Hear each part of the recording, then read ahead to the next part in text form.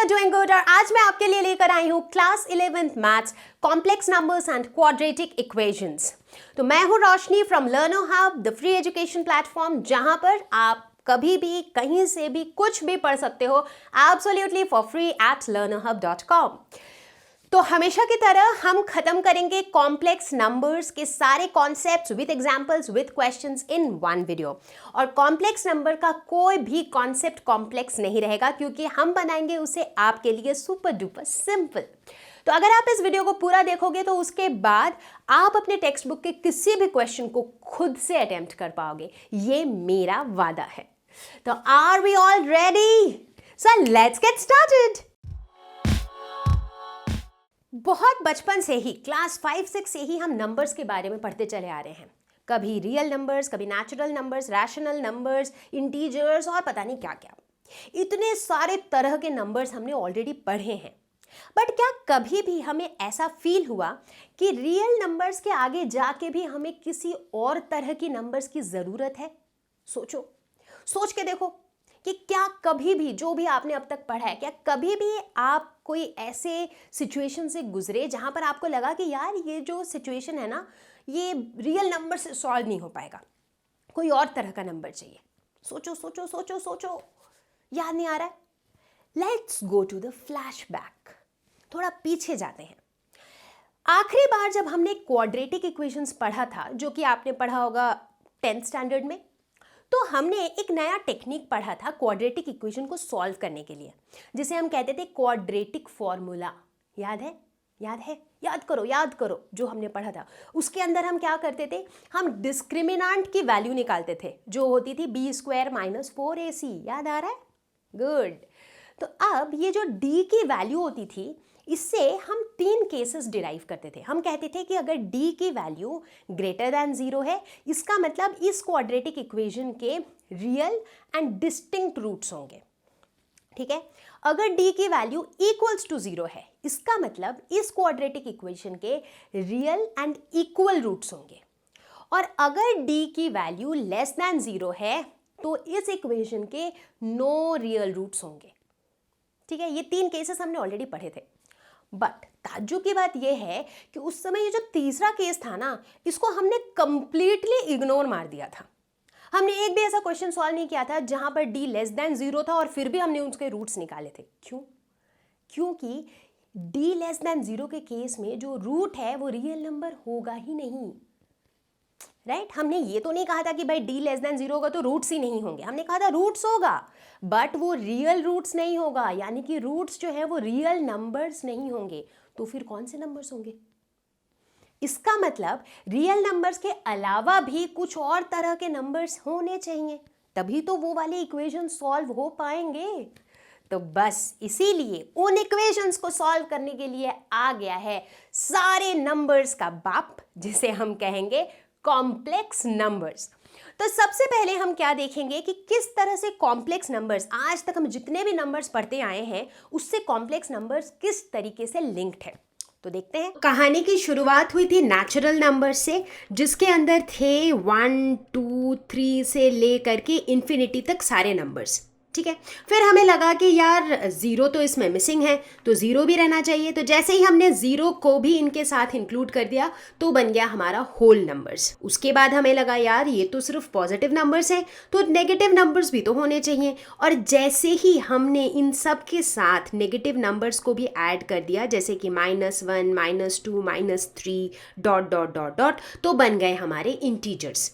अब जब इंटीजर्स आ गए तब हमें लगा कि यार अभी भी काफ़ी सारे ऐसे नंबर्स हैं जो इंक्लूडेड नहीं हैं, जैसे कि 2/3, 3/4, इस तरह के जो नंबर्स हैं ये तो हमने इंक्लूड ही नहीं किया है। राइट? तो यहाँ से बन गया हमारा रैशनल नंबर्स। रैशनल नंबर्स के अंदर सारे इंटीजर्स तो थे ही, इनफैक्ट इंटीजर्स के अलावा भी काफ़ी ऐसे नंबर्स थे।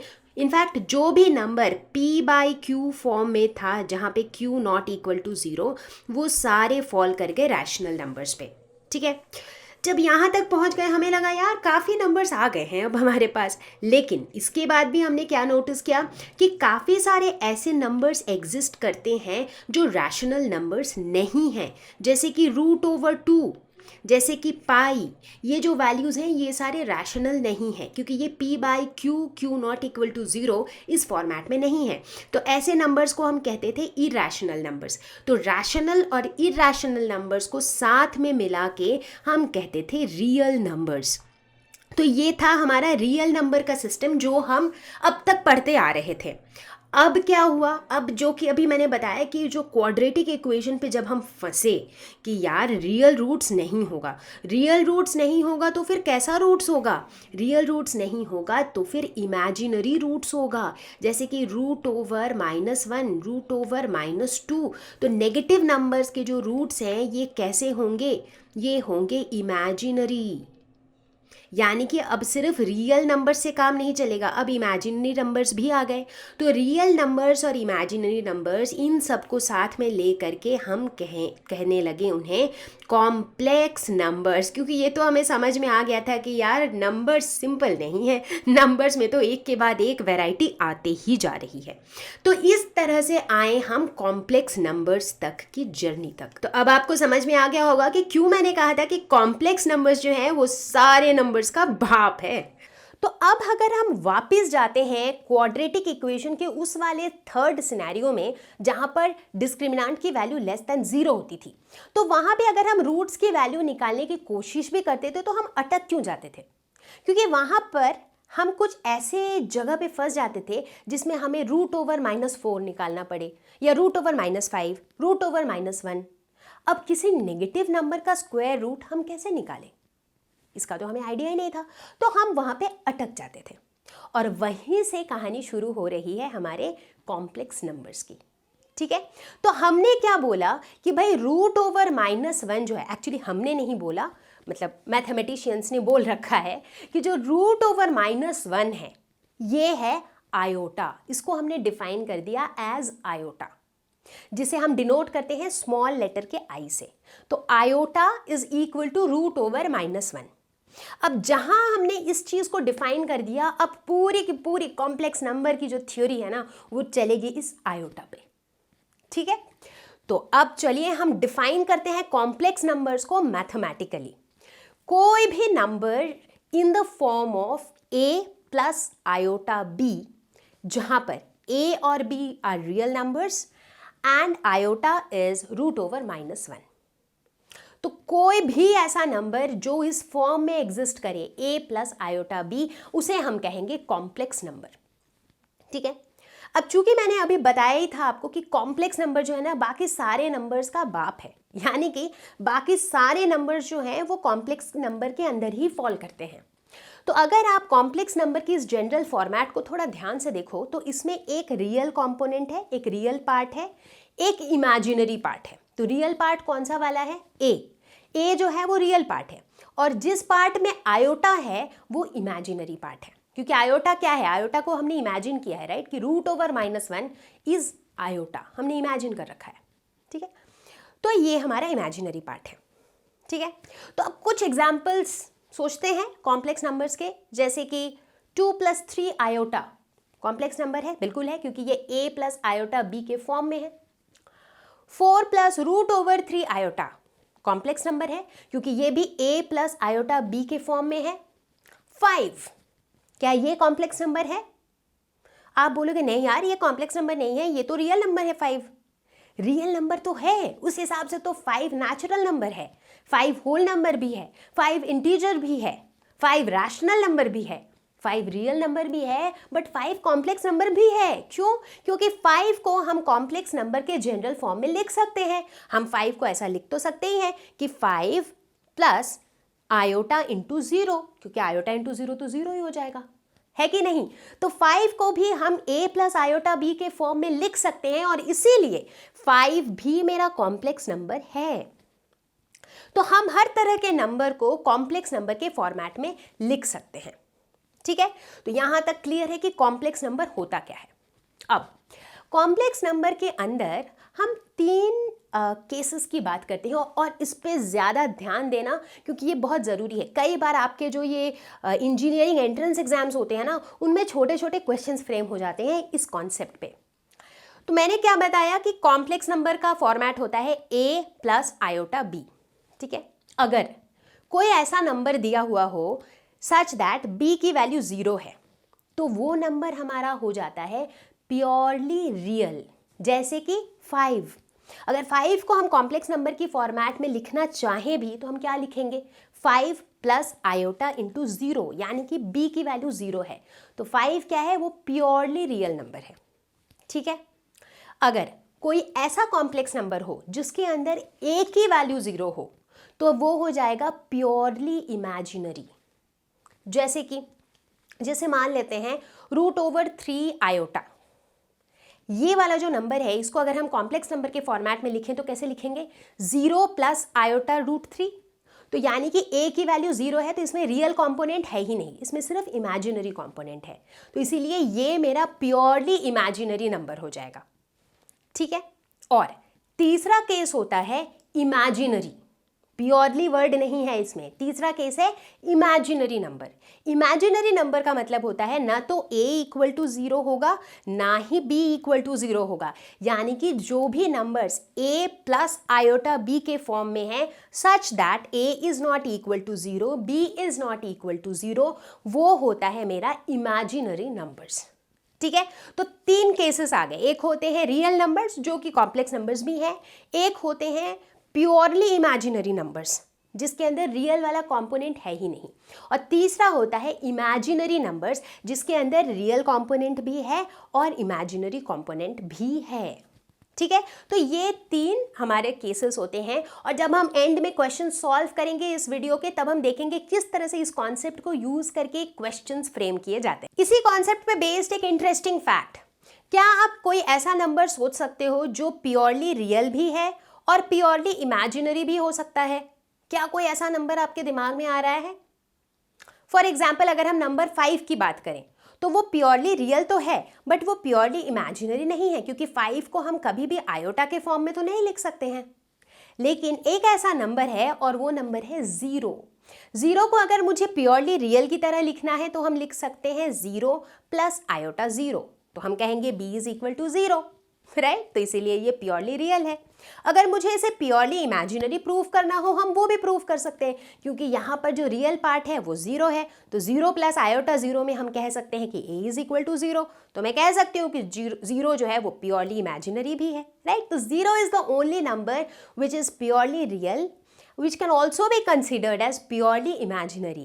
हालांकि 0 cannot be considered as an imaginary number, क्योंकि 0 के अंदर a और b दोनों ही 0 है, और imaginary numbers होने के लिए a और b दोनों को ही नॉन ज़ीरो होना पड़ता है।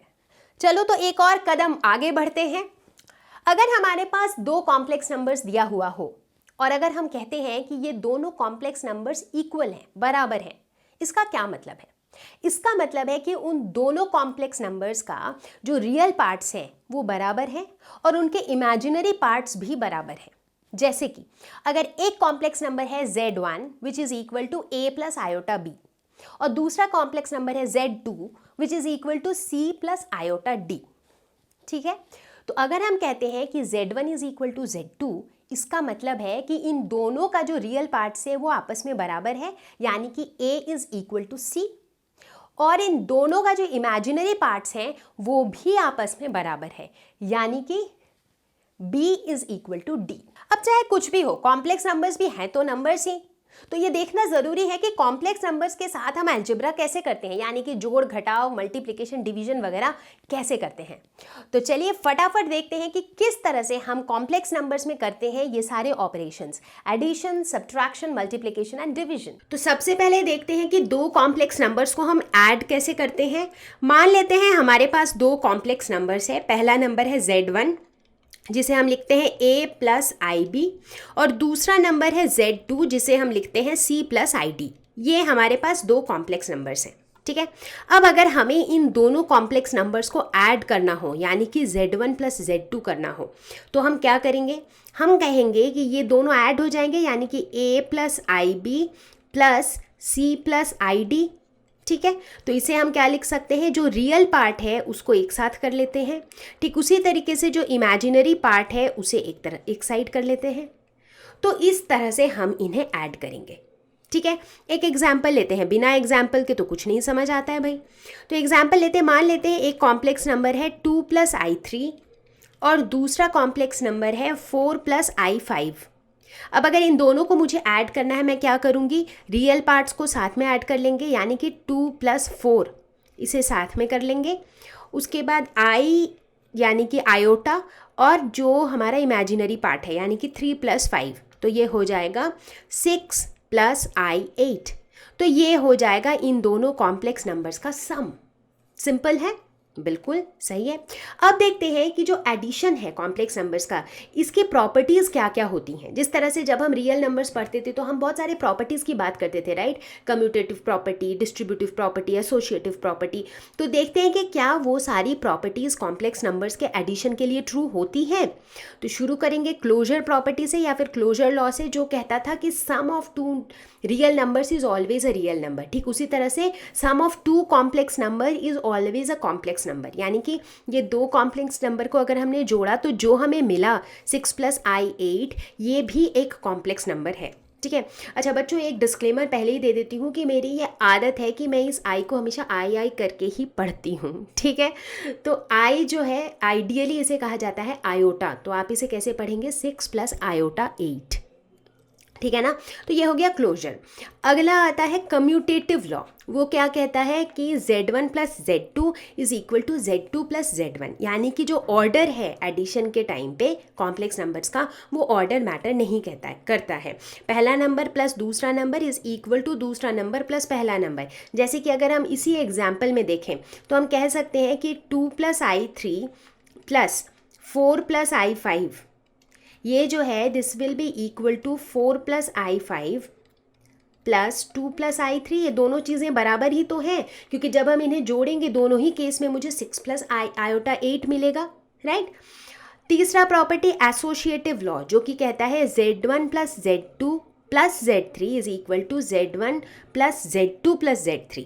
इसको भी अगर हम चाहें इसी एग्जाम्पल में यूज़ करके देख सकते हैं और हम देखेंगे कि दोनों केस में सेम रिजल्ट आएगा। मान लेते हैं हमारे पास 3 कॉम्प्लेक्स नंबर्स हैं, एक तो है 2+i3, दूसरा है 4+i5। ठीक है, इनको पहले ऐड कर लिया, फिर इनके साथ हमने ऐड किया 1+i। तो according to this property this should be equal to 2+i3 plus bracket के अंदर 4+i5 + 1+i। ठीक है, और ये भी ट्रू होता है। अगर आप चाहें तो इसको आप खुद से सॉल्व करके देखिए, left hand side is equal to right hand side आएगा। ठीक है, अगला प्रॉपर्टी होता है एडिटिव आइडेंटिटी। एडिटिव आइडेंटिटी मतलब कोई एक ऐसा नंबर जिसे अगर हम कॉम्प्लेक्स नंबर के साथ ऐड करें तो हमें वापस वही कॉम्प्लेक्स नंबर मिल जाएगा। और ऐसा आइडेंटिटी क्या है, 0। कॉम्प्लेक्स नंबर के साथ अगर हम 0 ऐड करते हैं तो हमें वापस 0 ही मिल जाता है। 0 क्या है, 0 को अगर हम कॉम्प्लेक्स नंबर के फॉर्म में लिखें तो 0 इज़ बेसिकली 0+i0, वही तो है, राइट। उसके बाद है एडिटिव इनवर्स, यानी कि एक ऐसा नंबर जिसे जब हम कॉम्प्लेक्स नंबर के साथ ऐड करते हैं तो उसका सम होता है 0। तो एडिटिव इनवर्स हमेशा जो है, जो हमारा गिवन कॉम्प्लेक्स नंबर है उसके हम साइन को अगर बदल दें, वो अगर प्लस है तो हम माइनस कर दें, वो अगर माइनस है तो प्लस कर दें, तो उस तरह से हमें जो है उसका एडिटिव इनवर्स मिलता है। ठीक है, मान लेते हैं कि हमारे पास एक कॉम्प्लेक्स नंबर दिया हुआ है 2+i3। ठीक है, तो इसका एडिटिव इनवर्स क्या होगा, तो एडिटिव इनवर्स निकालने के लिए हम क्या करते हैं, जो इनका साइन है उसे हम पलट देते हैं, यानी कि हम 2 को क्या बना देंगे, -2, i3 को बना देंगे -i3। अब हम देखेंगे कि z और उसके एडिटिव इनवर्स को अगर हम ऐड करते हैं तो हमें क्या मिलेगा, 0। तो हम कह सकते हैं कि -2 - i3 is the additive inverse of 2+i3। ठीक है, यहाँ तक क्लियर है। अब बात करते हैं difference of two complex numbers, यानी कि सब्ट्रैक्शन कैसे करते हैं।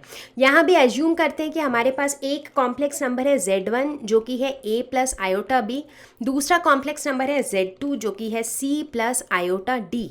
अब अगर हमें इन दोनों का डिफरेंस निकालना है यानी कि Z1 माइनस Z2 निकालना है तो कैसे निकालेंगे? ठीक उसी तरीके से हम रियल पार्ट्स को एक तरफ कर लेंगे और इमेजिनरी पार्ट्स को एक तरफ। तो यहाँ पे रियल पार्ट्स हो जाएगा A माइनस C और इमेजिनरी पार्ट्स हो जाएगा B माइनस D। तो ये हो जाएगा हमारा डिफरेंस। ठीक है, एक एग्जाम्पल लेके देखते हैं। मान लेते हैं जो दो कॉम्प्लेक्स नंबर्स दिए हुए हैं वो है 6 प्लस आयोटा 3 और इसमें से सब्ट्रैक्ट करना है 2 प्लस आयोटा। ठीक है, तो ये क्या हो जाएगा? रियल पार्ट्स को एक तरफ यानी कि 6 माइनस 2 प्लस आयोटा 3 माइनस 1, यहाँ पे माइनस आयोटा मतलब 1 आयोटा। ठीक है, तो ये हो जाएगा 4 प्लस 2 आयोटा। ठीक है, ये हो जाएगा हमारा difference of the two complex numbers. अब बात करेंगे मल्टीप्लिकेशन की। मल्टीप्लाई कैसे करेंगे भाई? मान लेते हैं एक हमारा कॉम्प्लेक्स नंबर है Z1 जो कि है A प्लस आयोटा B और दूसरा है Z2 जो कि है C प्लस आयोटा D। ठीक है, अब मुझे मल्टीप्लाई करना है यानी कि Z1 Z2 निकालना है। तो ये क्या हो जाएगा? A plus iota B into C plus iota D। ठीक है, तो इसको नॉर्मल तरीके से मल्टीप्लाई करके देखते हैं, जैसे A into c plus iota into A into d plus iota into B into c plus iota into B into d. ठीक है, तो करके देखते हैं। ये हो जाएगा AC plus iota AD plus iota BC plus iota square BD। ठीक है, तो ये हो जाएगा AC plus iota into AD plus BC। अब आयोटा स्क्वायर की जो वैल्यू होती है ये होती है -1। ठीक है, ऐसा क्यों? क्योंकि हमें पता है कि आयोटा क्या होता है? Root over -1। अब अगर आयोटा का स्क्वायर करेंगे तो क्या हो जाएगा? रूट ओवर -1 का होल स्क्वायर, तो ये हो जाएगा -1। तो आयोटा स्क्वायर होता है -1, तो इसकी जगह -1 डाल देंगे तो ये हो जाएगा -BD। ठीक है, तो यहाँ पे क्या हो रहा है? AC माइनस BD जो कि रियल पार्ट है plus iota into AD plus BC।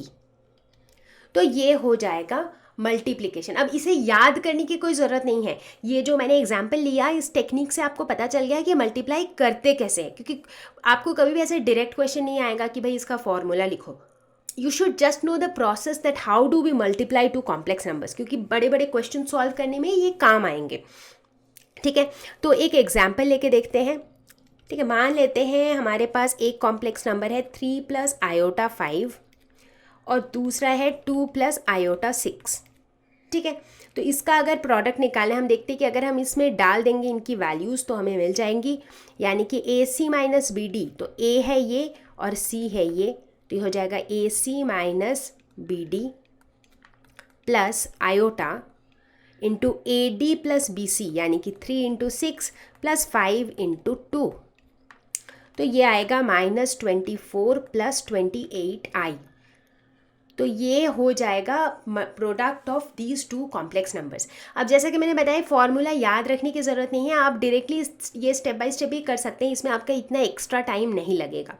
ठीक है, अब जहाँ हम मल्टीप्लिकेशन की बात करते हैं तो यहाँ पर फिर से कुछ प्रॉपर्टीज़ हैं जो ये फॉलो करती हैं। जैसे पहला तो क्लोजर प्रॉपर्टी जो कहता है कि दो कॉम्प्लेक्स नंबर का प्रोडक्ट हमेशा एक कॉम्प्लेक्स नंबर ही होगा। दूसरा है कम्यूटेटिव प्रॉपर्टी जो कहता है कि Z1 into Z2 is equal to Z2 into Z1। ठीक है, मतलब चाहे हम Z1 को पहले लिखें या बाद में लिखें, उनका प्रोडक्ट जो है वो सेम ही रहेगा। एसोशिएटिव लॉ जो कहता है कि Z1 into Z2 into Z3 is equal to Z1 into Z2 into Z3। तो ये उसी तरह से जिस तरह से एडिशन में है, ठीक उसी तरह से उनके कॉरेस्पॉन्डिंग लॉज मल्टीप्लिकेशन के लिए हैं। चौथा कहता है मल्टीप्लिकेटिव आइडेंटिटी, यानी कि एक ऐसा नंबर जिससे मल्टीप्लाई करने से हमारी जो वैल्यू है वो वापस से वही कॉम्प्लेक्स नंबर आ जाती है। तो मल्टीप्लिकेटिव आइडेंटिटी क्या है? 1। तो 1 से जब हम मल्टीप्लाई करेंगे तो हमें वापस वही कॉम्प्लेक्स नंबर मिल जाएगा। ठीक उसी तरह से मल्टीप्लिकेटिव इन्वर्स का मतलब होता है एक ऐसा नंबर जिससे हम अगर उस कॉम्प्लेक्स नंबर को मल्टीप्लाई करेंगे तो हमारा रिजल्ट आएगा 1, तो इसे हम कहते हैं मल्टीप्लिकेटिव इन्वर्स। तो जैसे अगर z मेरा कॉम्प्लेक्स नंबर है तो मल्टीप्लिकेटिव इन्वर्स हो जाएगा 1/z, या फिर इसे हम z⁻⁻1 भी लिखते हैं। तो कई बार आपको इस तरह के छोटे क्वेश्चंस पूछे जा सकते हैं, श्योर नहीं है, कि find the multiplicative inverse of a given complex number. तो आपको मल्टीप्लिकेटिव इन्वर्स निकालना पड़ेगा। एंड फाइनली डिस्ट्रीब्यूटिव लॉ जो कहता है कि Z1 into Z2 plus Z3 is equal to Z1 Z2 plus Z1 Z3। अब ये जितने भी लॉज मैंने बताया, चाहे डिस्ट्रीब्यूटिव है, चाहे एसोसिएटिव है, चाहे कम्यूटेटिव है, अगर आप चाहें तो आप खुद से प्रूव करके देख सकते हैं। You randomly consider assume any two complex number Z1 and Z2, उनको आप a plus iota b c plus iota d के फॉर्म में लिख लें, और उसके बाद try to prove left hand side is equal to right hand side, so that will give you a better clarity.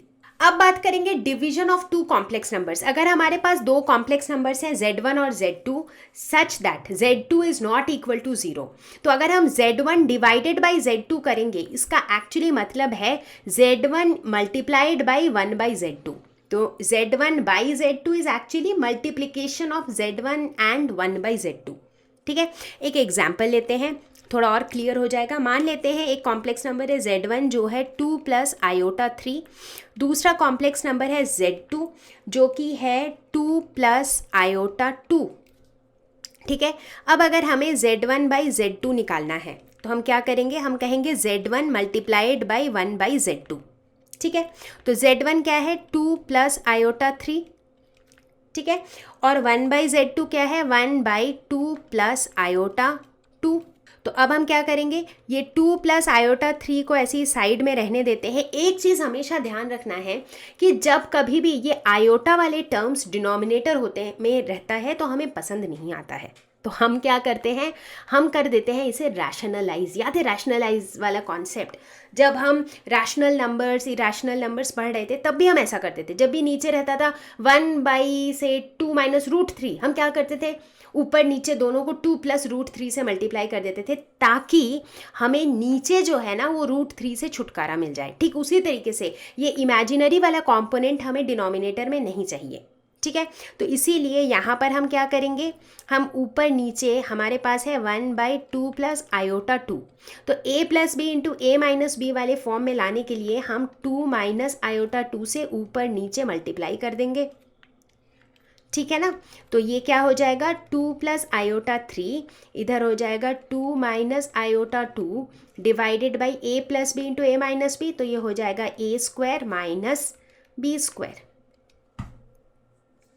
ठीक है, तो बाकी की कैलकुलेशन हम इस साइड करते हैं, तो फिर ये हो जाएगा 2 plus iota 3 2 minus iota 2 divided by 4 minus I square होता है -1, तो ये प्लस हो जाएगा +4।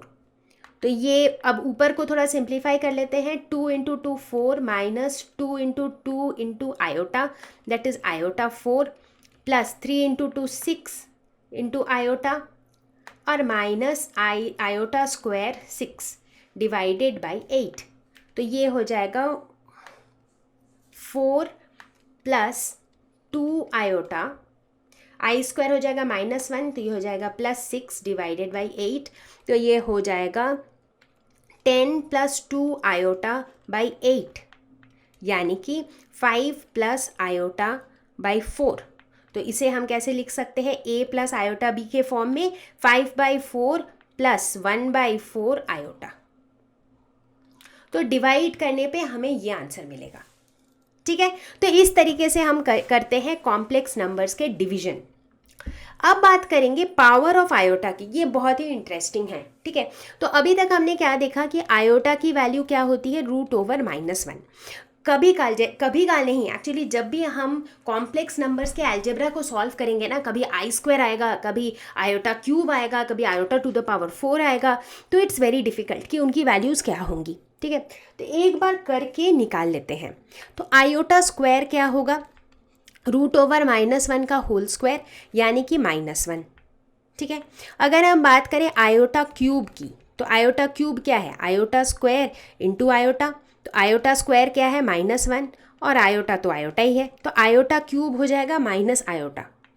अगर हम बात करें आयोटा टू द पावर 4 की, तो ये है iota square multiplied by iota square यानी कि -1 मल्टीप्लाइड बाई -1 यानी कि +1। तो हम देखते हैं कि आयोटा की जो पावर है ना, इनकी जो पॉसिबल वैल्यूज़ है वो क्या क्या है, -1 +1 माइनस आयोटा प्लस आयोटा, ये सारी इसकी पॉसिबल वैल्यूज़ हैं। ठीक है। अब कब कौन सी वैल्यूज़ होती हैं? इन जनरल हम क्या लिख सकते हैं, जब भी आयोटा टू द पावर 4 के इस फॉर्म में कुछ भी हो तो इसका वैल्यू होता है +1। जैसे कि आयोटा टू द पावर 4 या फिर iota to the power 8, iota to the power 16, इन सब की वैल्यू होगी 1। अगर आयोटा टू द पावर 4 के +1 फॉर्म में हो, ठीक है, यानी कि जैसे आयोटा टू द पावर 5 अगर इस फॉर्म में हो तो आंसर होगा हमेशा आयोटा। जैसे आयोटा 5 टू द पावर 5 तो होगा आई, या फिर आयोटा टू द पावर 9 तब भी होगा आई। ठीक है, तो हमें बिना कैलकुलेट किए ही हम बता सकते हैं, सिर्फ ये देख के जो पावर है वो किस फॉर्म में है। अगर जो पावर है वो iota to the power 4k + 2 form में है तो होगा -1, और अगर वो iota to the power 4k + 3 form में है तो वो होगा -आयोटा। अब अगर ये चीज़ अगर हमें पता है तो हमें randomly iota to the power कुछ भी दिया हुआ रहे हम फटाक से निकाल के बता सकते हैं। एक रैंडमली क्वेश्चन पूछती हूँ, अगर मैं आपसे पूछूं कि आयोटा टू द पावर 50 क्या होगा, आप कैसे बताओगे? आपको सारा दिमाग लगाना है इस 50 पे। 50 को हम कैसे इन फॉर्म्स में लिख सकते हैं? तो 50 को सबसे पहले हम 4 से डिवाइड कर देंगे, तो हमें क्या पता चलता है कि 4 × 12 जो है वो इसका नियरेस्ट ब्रेकअप है, राइट। तो 50 को हम क्या लिख सकते हैं, 4 × 12 दैट इज़ 48 + 2, यानी कि ये कौन से फॉर्म में है, 4k + 2, राइट। और 4k + 2 वाले फॉर्म का आंसर क्या होता है, -1। तो इसीलिए आयोटा टू द पावर 50 हो जाएगा -1। तो हमें कैलकुलेट करने की भी ज़रूरत नहीं है। एक और एग्जाम्पल लेते हैं, मान लेते हैं मैं आपसे पूछती हूँ आयोटा टू द पावर 69 कितना होगा। तो सबसे पहले क्या करेंगे, 69 को जो है हम 4 से डिवाइड कर लेंगे, तो 4 × 1 = 4 बचेगा 29, 4 × 7 = 28 बचा 1। ठीक है, मतलब जो नियरेस्ट चीज़ से हम इसे मल्टीप्लाई कर सकते हैं वो है 17। तो यानी कि आयोटा टू द पावर हम क्या लिख सकते हैं, 4 × 17 तो हो जाएगा 68 + 1। ठीक है, क्यों, हमें क्या पता है, dividend is equal to divisor into quotient plus remainder. तो वही हमने किया है, डिविडेंड की जगह हमने लिख दिया है divisor into quotient plus remainder. ठीक है, तो अब ये किस फॉर्म में है, ये 4k + 1 फॉर्म में है, और 4k + 1 का फॉर्म जब रहता है तो आंसर होता है आई। तो इस तरह से हम ऐसे क्वेश्चंस विदिन फ्यू सेकंड्स हम इनके आंसर्स बता सकते हैं। ठीक है ना, करना क्या है, जो भी पावर हमें दिया हुआ है उसे हमें 4 से डिवाइड करना है, और उसके बाद उस पावर के बदले हमें लिखना है divisor into quotient plus remainder. ये तो हमने बचपन में पढ़ा था, राइट, कि डिविडेंड क्या होता है, dividend is equal to divisor into quotient plus remainder. तो बस उसी का ही हम यूज़ कर रहे हैं यहाँ पर भी। जिस तरह से हमने रियल नंबर्स के केस में एल्जेब्रिक आइडेंटिटीज़ पढ़ी थी जो हमें बहुत काम आती थी, जैसे कि a + b whole square, a - b whole square, a + b whole cube, a - b whole cube, a² - b square, ठीक उसी तरीके से वो सारी आइडेंटिटीज़ कॉम्प्लेक्स नंबर्स के लिए भी ट्रू हैं। जस्ट दैट कि यहाँ पर हम a b ना लिख कर वहाँ उस पर लिखते हैं Z1 Z2, क्योंकि कॉम्प्लेक्स नंबर्स को हम डिनोट करते हैं Z से, राइट। तो इसीलिए जो हमारे अब के एल्जेब्रिक सेट ऑफ आइडेंटिटीज़ हैं कॉम्प्लेक्स नंबर्स के लिए वो कुछ इस तरह से हैं। तो Z1 + Z2 का होल स्क्वायर अभी भी है Z1² + 2Z1 Z2 + Z2², और ठीक उसी तरीके से बाकी सारी आइडेंटिटीज़ बिल्कुल वैसे के वैसे ही हैं। और अब हम जल्दी ही देखेंगे कि किस तरह से इन सारे आइडेंटिटीज़ के हेल्प से हम अलग अलग ऑपरेशंस करते हैं कॉम्प्लेक्स नंबर्स के ऊपर और उन्हें सॉल्व करते हैं। तो अब क्या किया जाए, क्योंकि अभी तक में हमने कॉम्प्लेक्स नंबर्स के बेसिक्स और उसके अलजेब्रा को तो समझ लिया है, और मैथ्स में कुछ भी समझना तभी पूरा होता है जब हम कुछ क्वेश्चन सॉल्व करते हैं। तो पेन और पेपर के साथ रेडी हो जाओ and let us solve few questions. Question number 1, 3 × 7 + iota 7 + iota × 7 + iota 7 and we have to write it in the form a + iota b। तो अभी फिलहाल तो ये बहुत कॉम्प्लिकेटेड सा कुछ लग रहा है, बट ऐसा है नहीं। हम सिंपली इसको मल्टीप्लाई करते चले जाएंगे, जैसे कि हमें डिस्ट्रीब्यूटिव लॉ पता है, राइट। सो 3 × 7 + iota 7 को हम ऐसे लिख सकते हैं 3 × 7 + 3 × iota 7।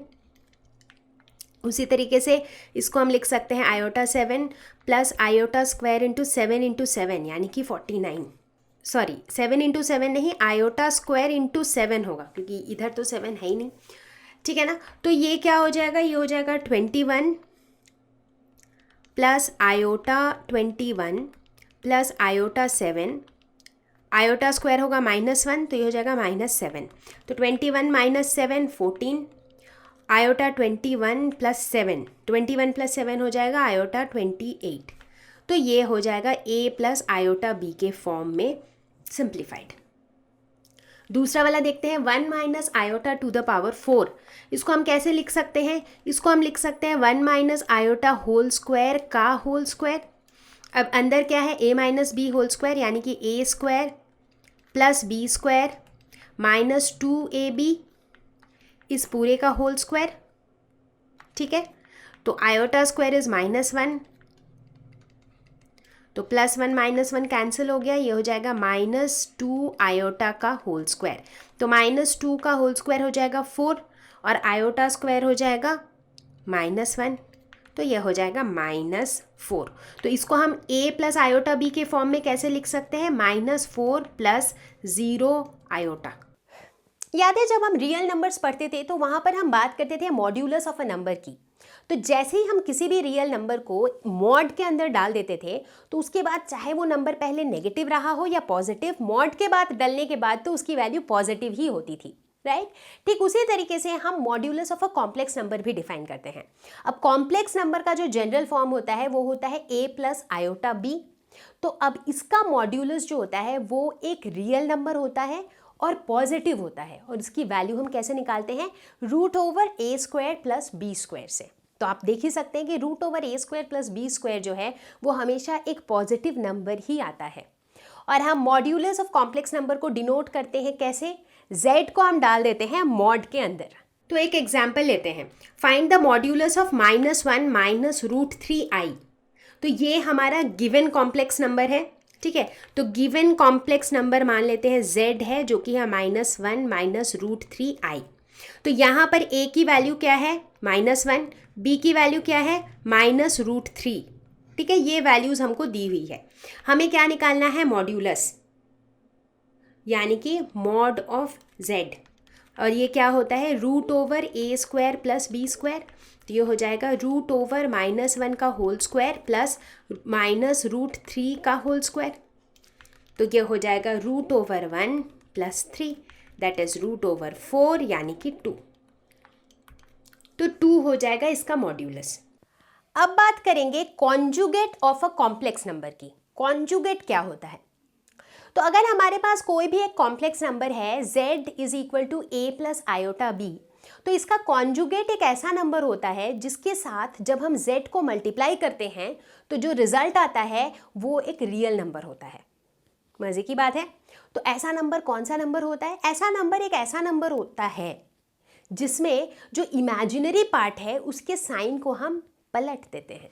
जैसे अगर z है a प्लस आयोटा b, इसका इमेजिनरी पार्ट क्या है, आयोटा b, हम क्या करेंगे, आयोटा b के साइन को पलट देंगे, तो हमारा इसका कॉन्जुगेट हो जाएगा a माइनस आयोटा b। तो अगर गिवन नंबर है z, तो इसके कॉन्जुगेट को हम कैसे रिप्रेजेंट करेंगे, z उसके ऊपर बार, ठीक है। तो conjugate of z = a minus iota b अगर z = a plus iota b। तो एग्जाम्पल देखते हैं और क्लियर हो जाएगा। कॉम्प्लेक्स नंबर जो कि है -1 - √3 आयोटा। अब हमें इसका कॉन्जुगेट निकालना है, कॉन्जुगेट यानी कि z बार, z के ऊपर एक डैश।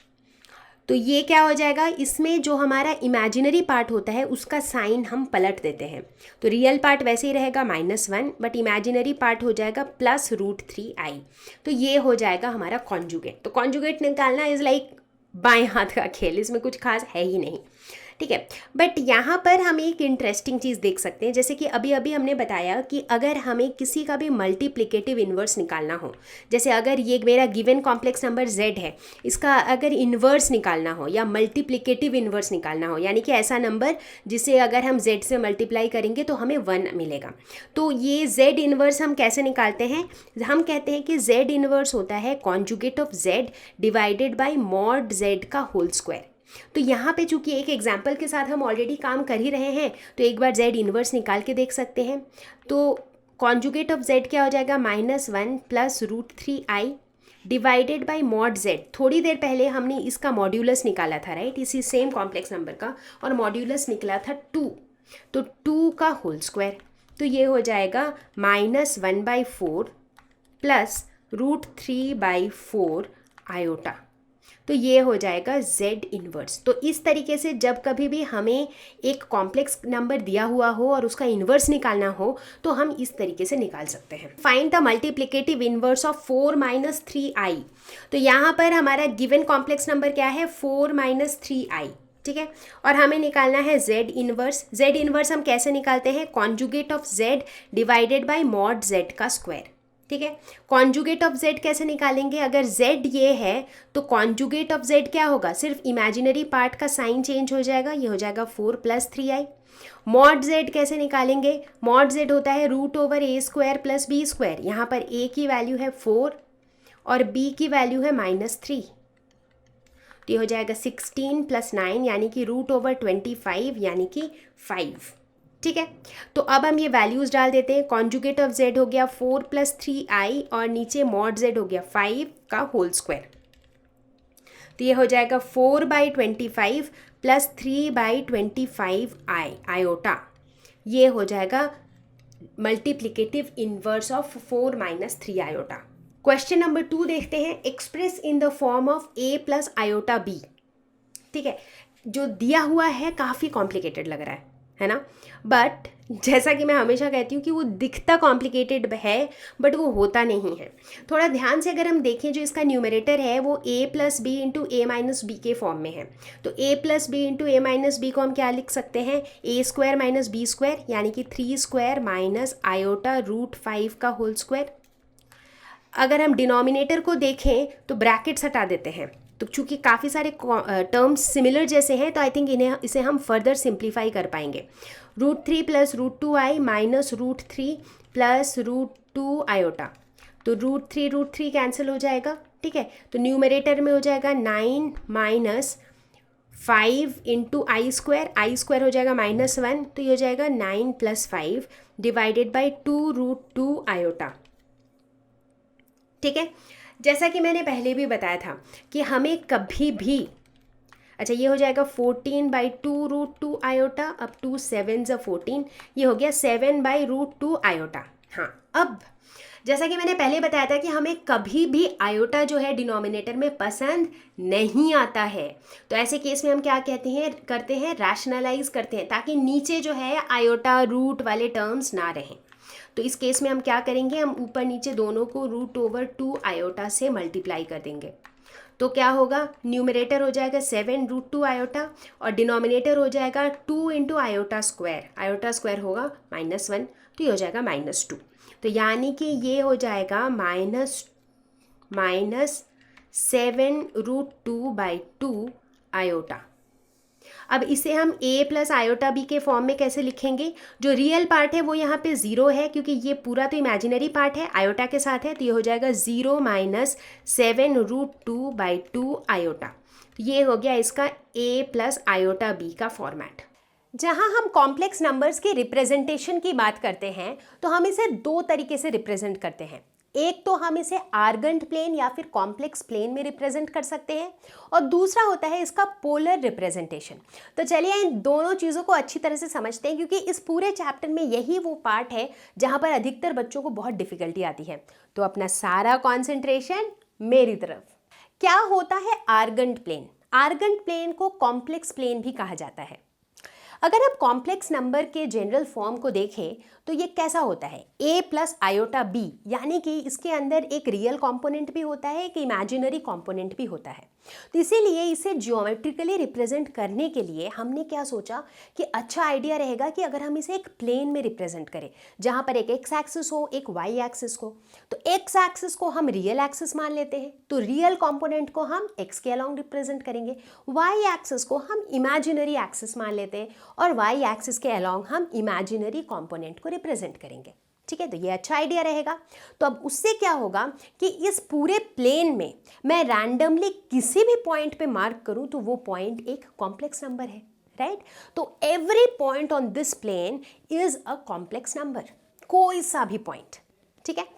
और हर एक पॉइंट का कॉरेस्पॉन्डिंग एक एक्स कोऑर्डिनेट होगा जो कि उस कॉम्प्लेक्स नंबर का रियल कंपोनेंट होगा, और हर एक पॉइंट के अलोंग एक y कंपोनेंट होगा जो कि उस कॉम्प्लेक्स नंबर का इमेजिनरी कंपोनेंट होगा। मान लेते हैं कि ये आर्गेंट प्लेन पे दो पॉइंट्स हैं। एक पॉइंट है P जिसके कोऑर्डिनेट्स हैं 2, 3।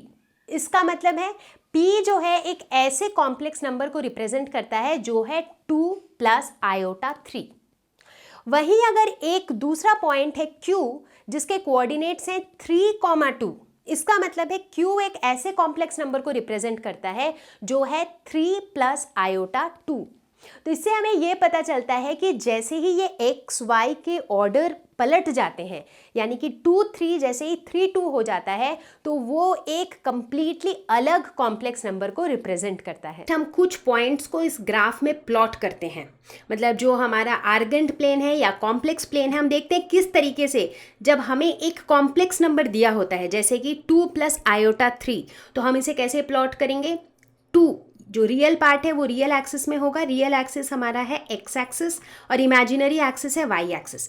तो रियल एक्सिस पे कितना है 2, तो यानी कि रियल एक्सिस पे 2 और इमेजिनरी एक्सिस पे 3, तो ये वाला पॉइंट हो जाएगा 2 प्लस आयोटा 3। एक एग्जाम्पल और लेते हैं, 4 प्लस आयोटा 5, 4 रियल एक्सिस पे यानी कि एक्स एक्सिस पे और 5 इमेजिनरी एक्सिस यानी कि वाई एक्सिस पे, तो ये पॉइंट हो जाएगा 4 प्लस आयोटा 5। अगर हम बात करें 3 माइनस आयोटा 2 की, तो 3 हो जाएगा रियल एक्सिस पे पॉजिटिव एक्स एक्सिस पे और -2 आयोटा है, तो यानी कि -2 हो जाएगा वाई एक्सिस पे, तो ये हो जाएगा 3 माइनस आयोटा 2। और उसी तरीके से अगर -4 माइनस आयोटा 4 रहे तो -4 एक्स एक्सिस पे और फिर -4 वाई एक्सिस पर भी, ठीक है, तो ये पॉइंट हो जाएगा -4 माइनस आयोटा 4, ठीक है। तो इस तरीके से हमें अगर x और y कोऑर्डिनेट्स पता है तो हम उन कॉम्प्लेक्स नंबर्स को आर्गेंट प्लेन या फिर कॉम्प्लेक्स प्लेन पे प्लॉट कर सकते हैं, ठीक है। यहाँ पर एक और चीज़ हम नोट करते हैं कि अगर हमें इन कॉम्प्लेक्स नंबर्स का मॉड्यूलस निकालना हो, जैसा कि हम निकाल रहे थे अभी तक, राइट, मॉड्यूलस क्या होता है √a² + b²। तो इस ग्राफ को देखते हुए ग्राफिकली आपको पता है मॉड्यूलस क्या होगा। मॉड्यूलस होगा इस पॉइंट का डिस्टेंस फ्रॉम द ओरिजिन। जैसे कि अगर हम 2 प्लस आयोटा 3 की बात करें तो इस पॉइंट का डिस्टेंस फ्रॉम द ओरिजिन, ये हो जाएगा मॉड्यूलस। उसी तरह अगर हम 4 प्लस आयोटा 5 की बात करें तो ओरिजिन से लेकर के इस पॉइंट का जो ये डिस्टेंस है ये हो जाएगा मॉड्यूलस। उसी तरह इसकी बात करें तो ये हो जाएगा मॉड्यूलस, इसकी बात करें तो ये हो जाएगा मॉड्यूलस। तो इस तरीके से हम ग्राफिकली इनके मॉड्यूलस भी निकाल सकते हैं। So modulus of the complex number is distance between the point P to the origin O, ठीक है, क्लियर हो गया यहाँ तक। अब हम बात करेंगे polar representation of complex numbers. तो कॉम्प्लेक्स नंबर के पोलर रिप्रेजेंटेशन में हम क्या अलग करने वाले हैं। अभी तक हमने देखा था कि हम कॉम्प्लेक्स नंबर को इस प्लेन में कैसे रिप्रेजेंट कर रहे थे, एक्स और वाई कोऑर्डिनेट के बेसिस पे। बट पोलर रिप्रेजेंटेशन में हम कोऑर्डिनेट्स को भूल जाएंगे, हम एक्स कोऑर्डिनेट क्या है, वाई कोऑर्डिनेट क्या है, इस पे ध्यान नहीं देंगे। फिर हम ध्यान किस पे देंगे, हम सिर्फ इस पे ध्यान देंगे कि हम किस पॉइंट की बात कर रहे हैं इस प्लेन पे। मान लेते हैं अगर हम पॉइंट P की बात कर रहे हैं तो पॉइंट P जो है वो ओरिजिन से कितनी दूरी पे है, यानी कि R। ये R हमारा एक फैक्टर होगा जिसके बेसिस पे हम इसे पोलर रिप्रेजेंटेशन देंगे, ठीक है। और दूसरा फैक्टर हमारा क्या होगा, दूसरा फैक्टर हमारा ये होगा कि ये R जो है ये पॉजिटिव एक्स एक्सिस से कितना ओरिएंटेशन पे है, कितना एंगल बना रहा है, यानी कि थीटा। तो पोलर रिप्रेजेंटेशन जो हम करते हैं वो हम इन दो चीज़ों के बेसिस पे करते हैं, R और थीटा। तो अगर हम R और थीटा के बेसिस पे इसे थोड़ा और क्लोजली देखें तो हम देखते हैं कि हम क्या कह सकते हैं, तो हम कह सकते हैं कि x is equal to R cos theta and y is equal to R sin theta. और उस तरह से हम ये भी कह सकते हैं कि जो हमारा कॉम्प्लेक्स नंबर है जिसको हम या इस केस में, इस ग्राफ में कहते हैं x प्लस आयोटा y, उसे हम क्या कह सकते हैं, r cos theta plus r sine theta iota, right. तो ये हो जाएगा हमारा पोलर रिप्रेजेंटेशन। तो पोलर रिप्रेजेंटेशन के लिए दो चीज़ें इंपॉर्टेंट है, r और थीटा। तो अब देखते हैं कि r क्या है। r बेसिकली है क्या, अभी थोड़ी देर पहले हमने देखा था कि ये ओरिजिन से लेकर के पॉइंट P का जो डिस्टेंस होता है, ये बेसिकली क्या होता है, मॉड्यूलस ऑफ कॉम्प्लेक्स नंबर। तो इसका मतलब r और कुछ नहीं बल्कि कॉम्प्लेक्स नंबर का मॉड्यूलस है। तो r तो चलो आसान हो गया, पर थीटा को हम कहते हैं आर्ग्यूमेंट ऑफ z या फिर एम्पलीट्यूड ऑफ z। तो इसे थोड़ा और बारीकी से समझने की ज़रूरत है। तो चलिए थोड़ा और समझते हैं थीटा के बारे में, अच्छे से समझते हैं कि आर्ग्यूमेंट ऑफ z या फिर एम्पलीट्यूड ऑफ z होता क्या है। तो ये बेसिकली होता है थीटा, यानी कि the angle between the positive real axis and the line joining the point to the origin. मतलब मान लेते हैं कि ये जो पॉइंट P है, this represents a complex number in the Argand plane, ठीक है, क्योंकि आर्गेंट प्लेन पे हर एक पॉइंट जो है एक कॉम्प्लेक्स नंबर को डिनोट करता है। तो मान लेते हैं एक वैसा ही पॉइंट है ये पॉइंट P, ठीक है। तो ये पॉइंट P को जब हम ओरिजिन से ज्वाइन करते हैं इस लाइन से, तो ये लाइन पॉजिटिव एक्स एक्सिस के साथ जो एंगल बनाता है उस एंगल को हम कहते हैं थीटा, यानी कि आर्ग्यूमेंट ऑफ z, ठीक है। तो ये होता है आर्ग्यूमेंट, ठीक है। तो इसे हम मेजर कैसे करते हैं, चूंकि ये एक एंगल है तो इसे हम रेडियंस में मेजर करते हैं, ठीक है। अब एक बहुत बेसिक सी बात जो हमने पहले भी पढ़ रखी है कि जब भी हम थीटा को क्लॉकवाइज डायरेक्शन में मेजर करते हैं, इस डायरेक्शन में हम जब भी थीटा को मेजर करते हैं तो मेरा थीटा क्या होता है, नेगेटिव। जब भी हम थीटा को एंटी क्लॉकवाइज डायरेक्शन में मेजर करते हैं तो मेरा थीटा होता है पॉजिटिव। ये तो हमने पहले ही पढ़ रखा है, राइट, कि एंगल्स को जब हम एंटी क्लॉकवाइज मेजर करते हैं तो वो पॉजिटिव होता है। जैसे इस केस में हम इसे एंटी क्लॉकवाइज मेजर कर रहे हैं तो ये थीटा पॉजिटिव होगा। बट यही अगर हम इसे पॉजिटिव एक्स एक्सिस से क्लॉकवाइज मेजर करने लगे इस तरीके से, तो वो क्या होगा, वो नेगेटिव होगा। तो ये हमें ध्यान में रखना है इस वाले कॉन्सेप्ट को। अब इस बेसिक कॉन्सेप्ट को दिमाग में रखते हुए हम कुछ सिनेरियोज लेते हैं जहाँ पर जो हमारा कॉम्प्लेक्स नंबर है वो अलग अलग पोजीशन पे लोकेटेड है आर्गेंट प्लेन में, ठीक है। पहले केस में जो कॉम्प्लेक्स नंबर है वो पॉइंट P पे है यहाँ पर, तो इसीलिए इसका जो थीटा है वो हो जाता है प्लस थीटा, ठीक है। मतलब इसका जो आर्ग्यूमेंट है वो थीटा है। दूसरे केस की अगर हम बात करें तो यहाँ पर हमारा कॉम्प्लेक्स नंबर यहाँ पे है, तो इस केस में थीटा क्या हो जाएगा, पॉजिटिव एक्स एक्सिस के साथ ये लाइन जो एंगल बनाता है, यानी कि ये वाला थीटा, ठीक है। तीसरा केस लेते हैं कि मान लेते हैं कि ये कॉम्प्लेक्स नंबर यहाँ पर लोकेटेड है, तो फिर इसका जो लाइन है ओरिजिन से वो ये हो जाएगा। अब यहाँ पर जो है हमारे पास दो केसेस हो सकती हैं। एक हो सकता है कि हम थीटा को इस तरह से क्लॉकवाइज डायरेक्शन मेजर करें पॉजिटिव एक्स एक्सिस से। दूसरा ऑप्शन है कि हम पॉजिटिव एक्स एक्सिस से इसे इस तरह से एंटी क्लॉकवाइज डायरेक्शन में मेजर करें। तो अगर हम एंटी क्लॉकवाइज डायरेक्शन से मेजर करेंगे तो यहाँ पर हमें पॉजिटिव वैल्यू में कोई थीटा की वैल्यू मिलेगी। इसे हम कह सकते हैं 2π माइनस थीटा। अगर इफ़ दिस इज थीटा तो ये वाला एंगल क्या हो जाएगा, ये हो जाएगा 2π माइनस थीटा, ठीक है। और अगर हम चाहें तो हम इधर से यानी कि क्लॉकवाइज डायरेक्शन में मेजर कर सकते हैं और ये बन जाएगा प्लस थीटा, ठीक है। उसी तरीके से अगर चौथे वाले केस में भी देखें तो P यहाँ पर है, तो एक ऑप्शन है कि मैं यहाँ से ऐसे एंटी क्लॉकवाइज घूम के इस थीटा को मेजर करूँ। दूसरा ऑप्शन है कि मैं डायरेक्टली यहाँ से इसे क्लॉकवाइज मेजर करके बता दूँ कि आर्ग्यूमेंट क्या है। तो अब ऐसे सिनेरियोज में इट इज़ इम्पॉर्टेंट, अब गलत तो कुछ भी नहीं है, हम क्लॉकवाइज भी मेजर कर सकते हैं थीटा को, हम एंटी क्लॉकवाइज भी मेजर कर सकते हैं। लेकिन अच्छा ये रहेगा कि अगर हम एक कन्वेंशन सेट कर लें कि हमारा ये जो आर्ग्यूमेंट रहेगा ये किस रेंज में रहेगा। तो basically what we understand is कोई भी एक इंटरवल ऑफ लेंथ 2π, कोई भी 2π लेंथ का इंटरवल के अंदर जो है we will get one value of theta. As in अगर हम 0 to 2π लेते हैं तो 0 to 2π का जो ये इंटरवल है it corresponds to one value of theta, क्योंकि 2π के बाद जब वो रिपीट होने लगता है तो फिर वही थीटा की वैल्यूज़ वापस से रिपीट होने लगती हैं, राइट। तो हम कोई भी एक ऐसा इंटरवल ले सकते हैं जो 2 पाई लेंथ का हो, चाहे वो 0 to 2 पाई हो, चाहे वो -पाई to +पाई हो, तो हम ऐसा कोई भी इंटरवल ले सकते हैं। तो अब कन्वेंशन के तौर पे हमने कहा कि जो आर्ग्यूमेंट ऑफ z है उसका जो प्रिंसिपल रेंज होगा, जिसे हम कहते हैं प्रिंसिपल आर्ग्यूमेंट ऑफ z, वो किस रेंज में होगा? वो होगा -पाई और +पाई के बीच में, यानी कि -pi less than theta is less than equal to +pi. ठीक है, तो इसका मतलब क्या हुआ? इसका मतलब हुआ कि अगर हमारी कोई भी वैल्यू पाई से कम में है, यानी कि फर्स्ट क्वाड्रेंट और सेकंड क्वाड्रेंट में कोई भी वैल्यू है, तो हम कैसे मेजर करेंगे? तो हम इस तरह से एंटी क्लॉकवाइज जाके मेजर करेंगे। अगर क्वाड्रेंट 3 या 4 में है तो हम इस तरीके से क्लॉकवाइज जाके नेगेटिव में मेजर करेंगे।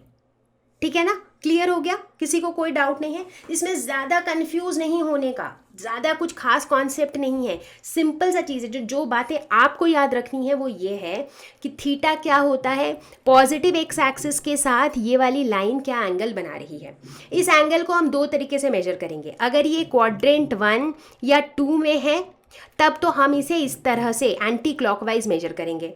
अगर ये क्वाड्रेंट 3 या फिर 4 में है तो उस केस में हम इसे क्लॉकवाइज डायरेक्शन में जाके मेजर कर लेंगे, यानी कि -थीटा के फॉर्म में हम इसे मेजर कर लेंगे।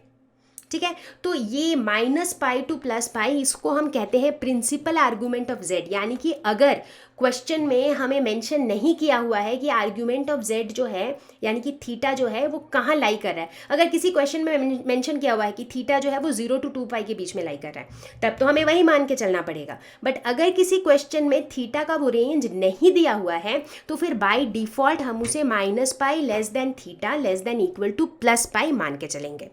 तो चलिए देखते हैं question number 1। Represent the complex number z is equal to -1 + i in the polar form. ठीक है, तो सबसे पहले तो पोलर फॉर्म का मतलब क्या होता है, मतलब जनरल जो पोलर फॉर्म का एक्सप्रेशन है उसको हम लिख लेते हैं ताकि हमें पता रहे कि भाई हमारा टारगेट क्या है। तो पोलर फॉर्म में हम कैसे लिखते हैं किसी भी कॉम्प्लेक्स नंबर को? r cos theta plus i sin theta. तो इस तरीके से हम लिखते हैं पोलर फॉर्म में। ठीक है, अब इसके लिए हमें कौन सी चीज़ें चाहिए? हमें r की वैल्यू पता होनी चाहिए और थीटा की वैल्यू पता होनी चाहिए। r क्या होता है? Mod of this function, that is modulus of complex number, वो होता है r। तो r तो हम आसानी से निकाल सकते हैं। कैसे? r क्या होता है? Modulus of the complex number, तो जो कि होता है √a² + b²। अब यहाँ पर जो कॉम्प्लेक्स नंबर दिया हुआ है उसको देख के हम कह सकते हैं कि a की वैल्यू है -1 और b की वैल्यू है 1, क्योंकि a + iota_b के फॉर्म में है ये। ठीक है, तो ये वाली वैल्यूज इसमें डाल देते हैं तो ये हो जाएगा √1 + 1, यानी कि √2। तो r की वैल्यू तो हमें पता चल गई। तो चलो आधा चीज़ तो हमने सॉल्व कर लिया। अब हमें निकालना है थीटा की वैल्यू। थीटा की वैल्यू कैसे निकालेंगे? हम क्या करेंगे, ये जो हमने इक्वेशन लिखा है पोलर फॉर्म में, इसको जो है हमारे गिवन एक्सप्रेशन से इक्वेट करेंगे। तो अगर दोनों को मैच करने की कोशिश करें तो हम कह सकते हैं कि r cos theta is equal to -1 and r sin theta is equal to 1, क्योंकि i को तो हटा दो, i का कोफिशिएंट इधर क्या है 1 और इधर क्या है r sin थीटा। ठीक है, अब r की वैल्यू √2 हमें पता है, तो फिर cos थीटा हो गया -1/√2 और sin थीटा हो गया 1/√2। तो अब हम यहाँ पर क्या देखते हैं? हम देख रहे हैं कि sin थीटा की वैल्यू क्या है? sin थीटा है पॉजिटिव और cos थीटा है नेगेटिव। तो अगर हम अपने वही क्वाड्रेंट सिस्टम को याद करें जो हमने ट्रिग्नोमेट्री में पढ़ा था, तो हमने क्या पढ़ा था कि क्वाड्रेंट 1, 2, 3 और 4 होते हैं और अलग अलग क्वाड्रेंट में अलग अलग फंक्शंस पॉजिटिव होते हैं। तो उसके लिए हमने एक मेमोरी टिप भी बनाई थी, ऐड शुगर टू कॉफ़ी, यानी कि सेकेंड क्वाड्रेंट में साइन थीटा पॉजिटिव होता है, बाकी नेगेटिव होते हैं। तो यानी कि साइन थीटा पॉजिटिव और कॉस थीटा नेगेटिव कौन से क्वाड्रेंट में होगा? सेकेंड क्वाड्रेंट में होगा, राइट। तो एक एक करके चीज़ समझो। तो अब हमें ये निकालना है कि थीटा कौन से क्वाड्रेंट में है। तो इससे हमें पता चलता है कि जो थीटा है ये लाइज इन सेकेंड क्वाड्रेंट। ठीक है, अब हमें थीटा की वैल्यू निकालनी है, किस क्वाड्रेंट में है वहाँ तक तो हम पहुँच गए हैं। ठीक है, अब 1/√2 साइन के कौन से वाले थीटा की वैल्यू होती है? साइन 45 डिग्री होता है 1/√2 यानी कि साइन π/4, लेकिन π/4 कौन से क्वाड्रेंट में है? फर्स्ट क्वाड्रेंट में, तो हमको वो चलेगा नहीं, राइट। लेकिन हमें ये भी पता है कि sine of pi minus theta क्या होता है? Sine theta. और साइन और cos of pi minus theta क्या होता है? Minus cos theta. ये सब तो हमने ट्रिग्नोमेट्री में पढ़ा है, राइट। अब इसी तरह से देखो, जो भी चीज़ें हम पहले पढ़े होते हैं अलग अलग लेसन्स में, वही सारी चीज़ों को यूज़ करके हम दूसरे कॉन्सेप्ट्स पढ़ते हैं, राइट। तो जिन लोगों ने ट्रिग्नोमेट्री वाला वीडियो नहीं देखा है वो ज़रूर देख ले, क्योंकि ये सारी चीज़ें मैं यहाँ नहीं एक्सप्लेन कर रही, ठीक है। तो यहाँ तक क्लियर है। अब मुझे तो सेकेंड क्वाड्रेंट में चाहिए भाई, तो इसीलिए जो थीटा की वैल्यू होगी वो π/4 तो हो नहीं सकती, लेकिन क्या हो सकती है? तो साइन π/4 की जो भी वैल्यू है, ये 1/√2 किसकी वैल्यू है? साइन π/4 की। और साइन π/4 को हम क्या लिख सकते हैं? साइन पाई माइनस π/4, क्योंकि अभी अभी तो मैंने लिखा था कि sine pi minus theta is sine theta, तो साइन थीटा को हम साइन पाई माइनस थीटा भी लिख सकते हैं। अब पाई माइनस π/4 क्या हो जाएगा? Sine of 4π minus pi divided by 4, तो यानी कि ये हो जाएगा साइन ऑफ 3π/4, ठीक है ना। तो हम क्या कह सकते हैं कि ये जो साइन थीटा था जो 1/√2 के बराबर था, वो एक्चुअली साइन 3π/4 के बराबर है। Therefore theta is equal to 3π/4। तो हमने भैया थीटा का भी वैल्यू निकाल लिया। आर की वैल्यू तो हम पहले ही निकाल चुके थे, अब हमने थीटा भी निकाल लिया, ठीक है। एक बार आर और थीटा दोनों निकाल लिया, उसके बाद पोलर फॉर्म में क्या करना है? कुछ खास करना ही नहीं है, बस ये जो पहला एक्सप्रेशन था इसमें आर और थीटा की वैल्यू डाल, चलो फिर वैल्यू डाल देते हैं। तो हम कह सकते हैं कि पोलर फॉर्म में z is equal to r यानी कि √2 कॉस थीटा यानी कि कॉस 3π/4 प्लस आयोटा साइन 3π/4। तो ये जो कॉम्प्लेक्स नंबर हमें दिया हुआ है -1 प्लस आयोटा, उसको हम पोलर फॉर्म में ऐसे लिख सकते हैं, ठीक है। तो बेसिकली जब भी पोलर फॉर्म में लिखना हो हमें दो चीज़ें करनी है, एक तो आर की वैल्यू निकालनी है और दूसरा थीटा। आर निकालना तो बहुत ही सिंपल है, ठीक है, √a² + b² से निकाल लेंगे। थीटा निकालने के लिए हम कॉस थीटा और साइन थीटा की वैल्यू पहले निकालेंगे, फिर देखेंगे कि उनकी वैल्यूज़ उनके साइन के हिसाब से जो हमारी थीटा है वो कौन से क्वाड्रेंट में फॉल करेगी, ठीक है। एक बार वो पता चल गया तो आप समझ लो कि आपने ऑलमोस्ट पूरा क्वेश्चन सॉल्व कर लिया है। जैसे ही पता चल गया कि अच्छा चलो सेकंड क्वाड्रेंट में रहेगी या थर्ड क्वाड्रेंट में रहेगी या जहाँ भी रहेगी, वहाँ पर हम ट्रिग्नोमेट्री फंक्शंस का यूज़ करके थीटा की वैल्यू निकाल लेंगे, ठीक है। बहुत ज़्यादा मुश्किल नहीं है, सिंपल ही है, ठीक है। लेकिन हाँ, यहाँ पे ट्रिग्नोमेट्री के कॉन्सेप्ट का यूज़ ज़रूर है, ठीक है ना। तो चलो अगला क्वेश्चन देखेंगे। Question number 2, convert the complex number -16/1 plus iota √3 into polar form, ठीक है। यहाँ पर तो जो कॉम्प्लेक्स नंबर है वो इन इटसेल्फ ही बहुत कॉम्प्लिकेटेड सा लग रहा है। और कॉम्प्लिकेटेड क्यों लग रहा है? क्योंकि डिनोमिनेटर में ये √, आयोटा, ये सारी चीज़ें हैं। तो हमारा पहला काम क्या है? डिनोमिनेटर से इन सबको मार भगाना, एग्जैक्टली। और उसके लिए हम क्या करेंगे? इसको रैशनलाइज कर देंगे, यानी कि हम ऊपर नीचे जो है इसके कॉन्जुगेट से मल्टीप्लाई कर देंगे। 1 माइनस आयोटा √3, 1 माइनस आयोटा √3। तो ऐसा कर देने पे ये हो जाएगा -16 इंटू 1 माइनस आयोटा √3, और नीचे क्या हो जाएगा? a + b into a - b, यानी कि a² माइनस 3 आयोटा स्क्वायर। तो आयोटा स्क्वायर होता है -1, तो ये हो जाएगा 3 + 1। तो ये नीचे 4 हो जाएगा, ऊपर -16, तो कैंसिल हो जाएगा, तो ये हो जाएगा -4 इंटू 1 माइनस आयोटा √3। तो ये सिंप्लीफाई करके हम इसको इस फॉर्म तक ले आए। तो अब इसको हम a + आयोटा b के फॉर्म में लिख लेते हैं। तो ये हो जाएगा -4 प्लस आयोटा 4√3, ठीक है।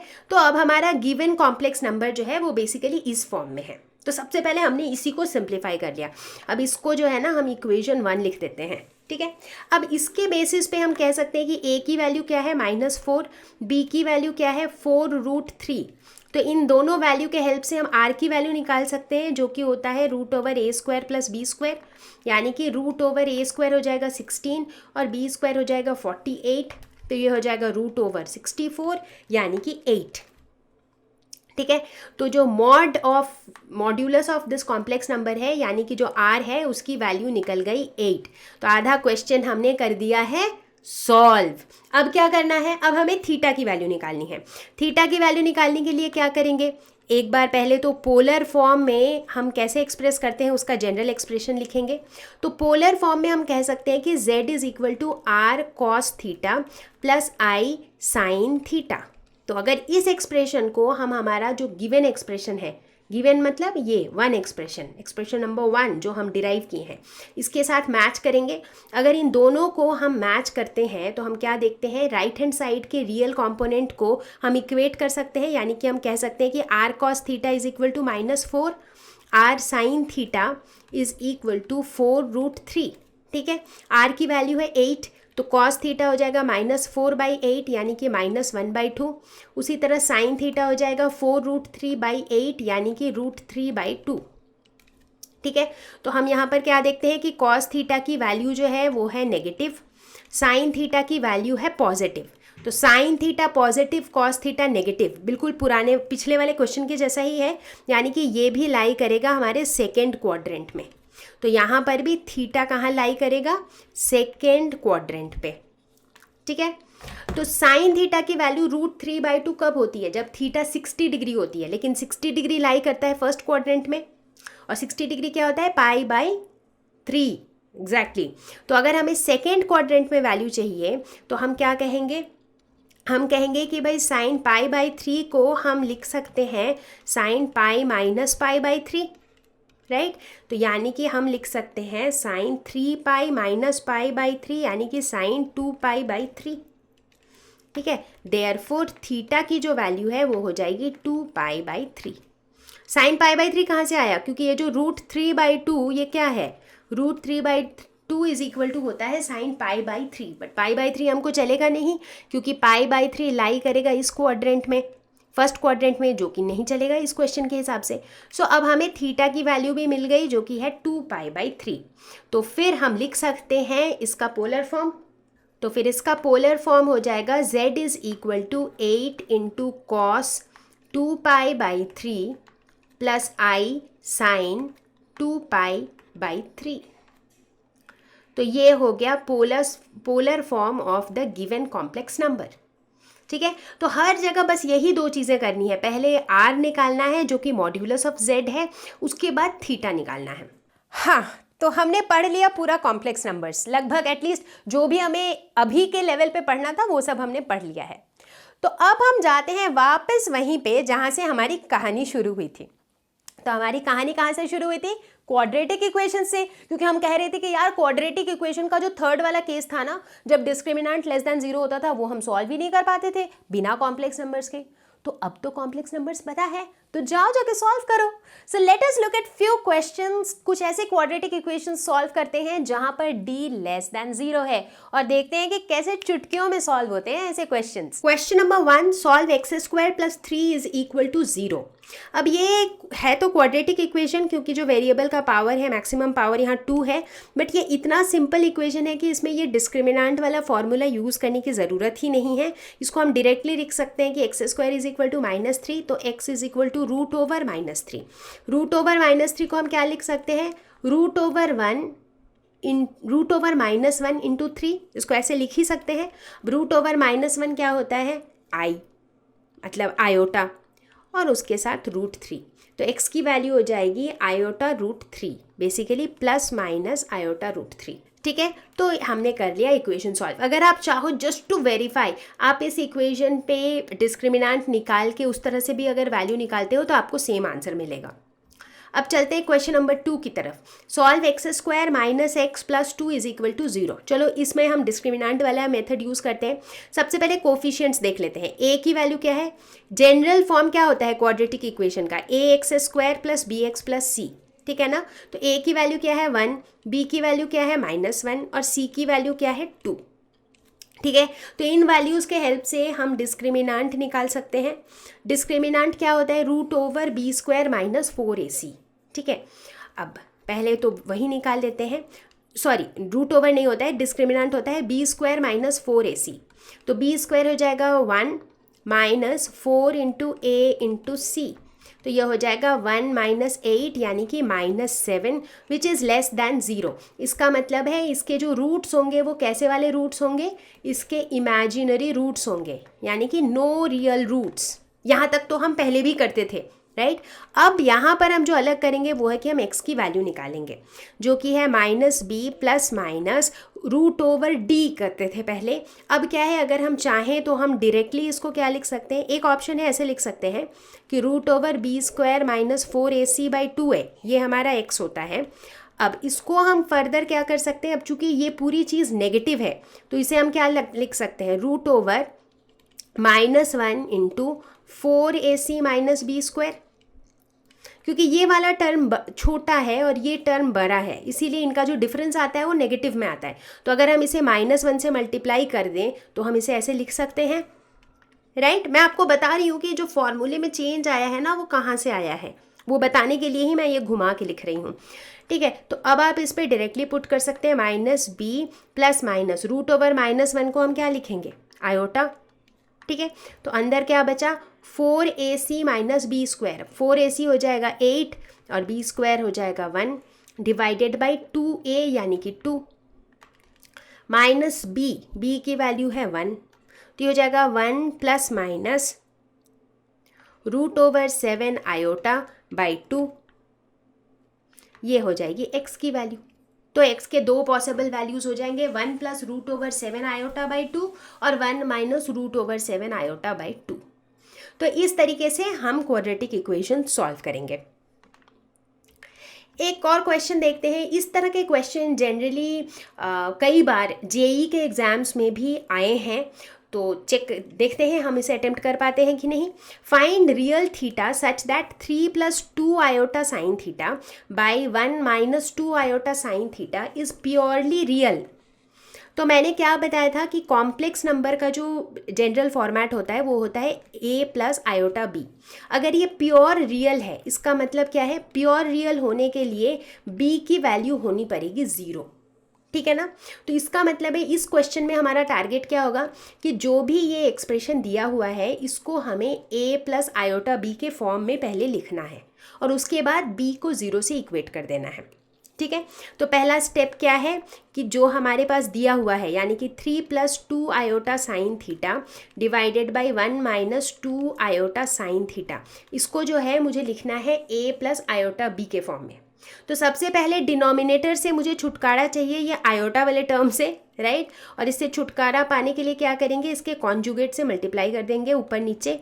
तो 1 + 2 आयोटा साइन थीटा, ऊपर भी हो जाएगा 1 + 2 आयोटा साइन थीटा, ठीक है। तो फिर ये क्या हो जाएगा, 3 + 2 iota sine theta into 1 + 2 iota sine theta divided by a minus b into a plus b, तो a² माइनस b², तो b² हो जाएगा 4 साइन स्क्वायर थीटा और i² हो जाएगा -1, तो इसको प्लस बना देते हैं, ठीक है ना। अब इसको क्या लिख सकते हैं, अब इसको हम मल्टीप्लाई करेंगे, जैसे 3 × 1 हो जाएगा 3, फिर 3 × 2 आयोटा साइन थीटा हो जाएगा 6 iota sine theta, 2 iota sine theta into 1 हो जाएगा 2 आयोटा साइन थीटा, उसके बाद 2 iota sine theta into 2 iota sine theta, ये हो जाएगा 4 iota square sine theta square. अब आयोटा स्क्वायर -1 है तो इसीलिए इस प्लस को माइनस कर देते हैं, divided by 1 + 4 sine square theta, ठीक है। तो ऊपर हम इसे लिख सकते हैं 3 + 8 iota sine theta minus 4 sine square theta divided by 1 + 4 sine square theta, ठीक है। अब हम देखते हैं कि इसे अब तो और फर्दर सिंप्लीफाई नहीं कर सकते हैं, तो इसीलिए अब रियल वाले टर्म्स और इमेजिनरी वाले टर्म्स को अलग अलग कर लेते हैं। तो रियल टर्म्स क्या है, 3 - 4 साइन स्क्वायर थीटा, और इमेजिनरी टर्म है आयोटा इंटू 8 साइन थीटा, ठीक है। इसका भी डिनोमिनेटर हो जाएगा 1 + 4 साइन स्क्वायर थीटा, इसका भी डिनोमिनेटर हो जाएगा 1 + 4 साइन स्क्वायर थीटा। तो अब जनरल एक्सप्रेशन के हिसाब से ये पूरा जो है ये हमारा a की तरह है प्लस आयोटा, और ये पूरा जो है ये हमारा b की तरह है, ठीक है। तो अकॉर्डिंग टू हमारा लॉजिक जो है कि ये क्वेश्चन कहते हैं कि इसे प्योरली रियल होना चाहिए, तो उस हिसाब से अकॉर्डिंग टू क्वेश्चन b की वैल्यू 0 होनी चाहिए। Therefore 8 sign theta divided by 1 + 4 sine square theta, इसकी वैल्यू होनी चाहिए 0। तो इसका मतलब है कि साइन थीटा की वैल्यू होनी चाहिए 0। तो साइन थीटा 0 कब होती है? जब थीटा की वैल्यू होती है n pi for all n belongs to z। So theta की वैल्यू हो जाएगी n पाई। तो अगर आप इस क्वेश्चन को देखें, ये मुश्किल तो बिल्कुल भी नहीं है, जस्ट दैट ये जो एक्सप्रेशन दिया हुआ था ना कॉम्प्लेक्स नंबर का, देख के थोड़ा कॉम्प्लिकेटेड लग रहा था, बट अगर आप ठंडे दिमाग से इसको स्टेप बाय स्टेप कैलकुलेट करोगे तो ये मुश्किल तो बिल्कुल भी नहीं है। ठीक है ना? चलो फिर एक और लास्ट क्वेश्चन करते हैं। Find the real numbers x and y if x minus iota y into 3 plus 5 iota is the conjugate of -6 minus 24 iota. ठीक है, तो जो हमारा गिवन कॉम्प्लेक्स नंबर है वो है -6 माइनस 24 आयोटा, और कहा जा रहा है कि ये जो दिया हुआ है ये इसका कॉन्जुगेट है। अब आइडियली इसका कॉन्जुगेट क्या होना चाहिए? -6 प्लस 24 आयोटा, क्योंकि कॉन्जुगेट निकालते समय हम क्या करते हैं, जो इमेजिनरी टर्म है उसका खाली साइन चेंज कर देते हैं। ठीक है, तो इसका मतलब क्वेश्चन के हिसाब से ये जो दिया हुआ है x minus iota y into 3 plus 5 iota, this is equal to conjugate of z, यानी कि -6 प्लस 24 आयोटा। इसका मतलब x minus iota y is equal to -6 plus 24 iota divided by 3 plus 5 iota. ठीक है ना? तो अगर हम इस पूरे एक्सप्रेशन को x प्लस आयोटा y के फॉर्म में लिख देते हैं, तब हम लेफ्ट हैंड साइड और राइट हैंड साइड में x को इक्वेट कर सकते हैं, y's को इक्वेट कर सकते हैं, है ना? मतलब रियल टर्म्स को इक्वेट कर सकते हैं, फिर इमेजिनरी टर्म्स को इक्वेट कर सकते हैं। और ऐसा करने से पहले हमें क्या करना पड़ेगा? इसके जो डिनोमिनेटर में आयोटा वाला टर्म है उससे छुटकारा पाना होगा। एग्जैक्टली तो ऊपर नीचे मल्टीप्लाई करेंगे 3 माइनस 5 आयोटा से। ठीक है, तो हमें क्या मिलेगा? ऊपर मिलेगा -6 plus 24 iota into 3 minus 5 iota, और नीचे मिलेगा a plus b into a minus b, यानी कि a square minus b square. अब आयोटा स्क्वायर भी रहेगा, आयोटा स्क्वायर इज -1, तो ये प्लस हो जाएगा। ठीक है ना? अब ऊपर का कैलकुलेशन करते हैं, -6 इंटू 3 हो जाएगा -18, उसके बाद हो जाएगा -6 इंटू -5i, ये हो जाएगा 30i या आयोटा, प्लस 24 आयोटा इंटू 3, ये हो जाएगा +72 आयोटा, प्लस 24 आयोटा -5 आयोटा, ये हो जाएगा +120, क्योंकि आई स्क्वायर इज इक्वल टू -1, तो इससे माइनस माइनस प्लस हो जाएगा। ठीक है, डिवाइडेड बाई 3 3 ज़ा 9 प्लस 5 5 ज़ा 25, तो ये हो जाएगा 34। आगे की कैलकुलेशन इस तरफ करते हैं, तो फिर इसकी वैल्यू क्या हो जाएगी? इसकी वैल्यू हो जाएगी 102 आयोटा प्लस 102 डिवाइडेड बाई 34। तो इसको हम क्या लिख सकते हैं? 102 बाई 34 प्लस 102 बाई 34 आयोटा। अब इसको अगर हम कैंसिल करें तो 34 इंटू 3 होता है 102, यहाँ पर भी वही, तो ये हो जाएगा 3 प्लस 3 आयोटा। अब हम लेफ्ट हैंड साइड और राइट हैंड साइड को कंपेयर करते हैं। लेफ्ट हैंड साइड में थ्रू आउट क्या था? x माइनस आयोटा वाई, तो वो भी लिख लेते हैं हम, x minus iota y is equal to 3 plus 3 iota. तो अब रियल टर्म्स को इक्वेट कर सकते हैं, तो हम कह सकते हैं कि x इज इक्वल टू 3, और अगर इमेजिनरी टर्म के कोफिशिएंट को इक्वेट करें तो हम कह सकते हैं कि -y is equal to 3, therefore y is equal to -3। तो वैल्यूज़ क्या हो जाएंगी? x is equal to 3 and y is equal to -3। तो इस तरह से हम कॉम्प्लेक्स नंबर्स से रिलेटेड कुछ कॉम्प्लिकेटेड या हल्के से ट्विस्टेड क्वेश्चंस को हम इस तरीके से अटेम्प्ट कर सकते हैं। मुझे उम्मीद है कि आपको ये वीडियो पसंद आया होगा, और आपको जैसा भी लगा है ये वीडियो, आप प्लीज़ अपना फीडबैक मुझे कॉमेंट सेक्शन में बताएं, क्योंकि your feedback is very important to us. जिन बच्चों को नहीं पता है उन्हें मैं बता दूं कि हम एक सीरीज़ चला रहे हैं अभी, जिसे हम कह रहे हैं क्लास 11th मैथ्स के क्रैश कोर्स वीडियोस या फिर वन शॉट वीडियोस, जिसमें हम पूरा चैप्टर ख़त्म कर रहे हैं एक वीडियो में। हालांकि एक वीडियो में ख़त्म कर रहे हैं, बट हड़बड़ा के नहीं पढ़ा रहे हैं। हम पूरे कॉन्सेप्ट्स को आराम से एग्जाम्पल्स और क्वेश्चंस के साथ पढ़ा रहे हैं, और इन वीडियोज़ को देखने के बाद हमारा यकीन है कि सबको मैथ समझ आएगा और सबको मैथ सॉल्व करने में बहुत मज़ा आने वाला है। इसके अलावा जब आप क्वेश्चंस खुद से सॉल्व कर रहे हैं, अगर आप किसी भी क्वेश्चन में अटक जाते हैं, आपके कुछ भी डाउट्स आते हैं, तो आप इंडिविजुअली पर्सनली अपने डाउट्स हमसे पूछ सकते हैं। तो हमारा एक टेलीग्राम ग्रुप है लर्नो हब क्लास 11th, जिसमें सिर्फ 11th क्लास के बच्चे ज्वाइन करते हैं और वो अपने सारे डाउट्स पूछ सकते हैं, कुछ भी किसी भी तरह की क्वेरी क्वेश्चन सब पूछ सकते हैं। तो हमने अपने टेलीग्राम ग्रुप का लिंक जो है वो डिस्क्रिप्शन में दिया हुआ है, तो आप उस ग्रुप को भी ज्वाइन कर सकते हैं। तो हमारी कोशिश यही है कि हमारे इस वीडियो सीरीज़ के साथ हम हर बच्चे के मैथ्स के डर को भगा सकें, ठीक है। तो मुझे उम्मीद है कि ये जो मेरी उम्मीद है कि सबको समझ आएगा, ये आप सब के लिए सच होगा। तो प्रैक्टिस करते रहिए, पढ़ते रहिए, मज़े लेते रहिए और मैं आपको जल्दी ही मिलूंगी एक नए वीडियो के साथ, एक नए टॉपिक के साथ। तब तक के लिए stay home, stay safe, take care, bye bye.